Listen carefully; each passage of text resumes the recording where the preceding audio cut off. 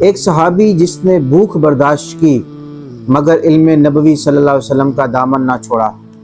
ذرا تصور کریں کہ کئی کئی دن بھوکا انسان، پیٹ پر پتھر بندھا ہوا، کپڑے سادے، گھر میں کچھ نہیں، مگر پھر بھی دنیا کی دولت نہیں، صرف رسول اللہ کی صحبت چاہیے۔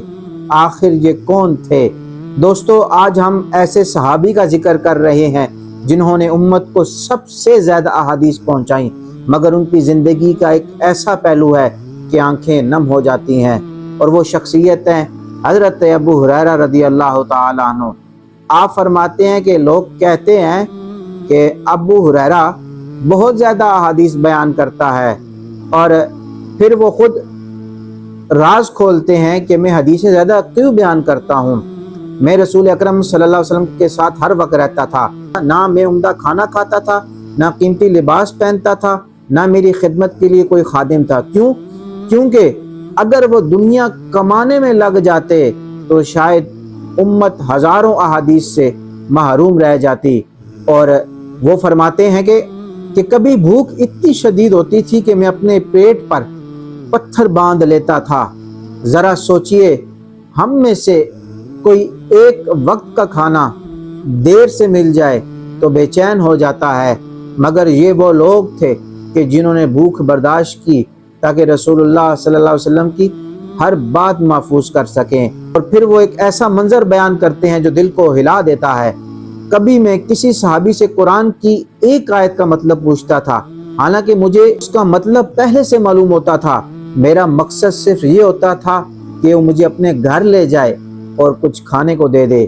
یہ سوال علم کے لیے نہیں تھا، یہ سوال بھوک کی شدت کا تھا۔ اللہ اکبر، اللہ اکبر۔ لیکن خودداری ایسی کہ کسی صاف لفظوں میں کھانا بھی نہ مانگا۔ پھر حضرت جعفر بن ابی طالب رضی اللہ عنہ کا ذکر کرتے ہوئے فرماتے ہیں، وہ مسکینوں کے ساتھ سب سے زیادہ حسن سلوک کرنے والے تھے۔ وہ ہمیں اپنے گھر لے جاتے اور جو کچھ ہوتا گھر میں ہمارے سامنے رکھ دیتے۔ بعض اوقات گھر میں صرف شہد یا گھی کی خالی کپی ہوتی، ہم اسے پھاڑ کر اس میں لگی ہوئی تھوڑی سی مقدار بھی چاٹ لیتے تھے۔ سوچئے، وہ لوگ جنہوں نے اسلام کو ہم تک پہنچایا کبھی صرف شہد یا گھی کی کپی چاٹ کر بھوک مٹا لیتے تھے۔ آج ہم آرام سے بیٹھ کر صحیح بخاری پڑھتے ہیں، احادیث سنتے ہیں، دین سیکھتے ہیں۔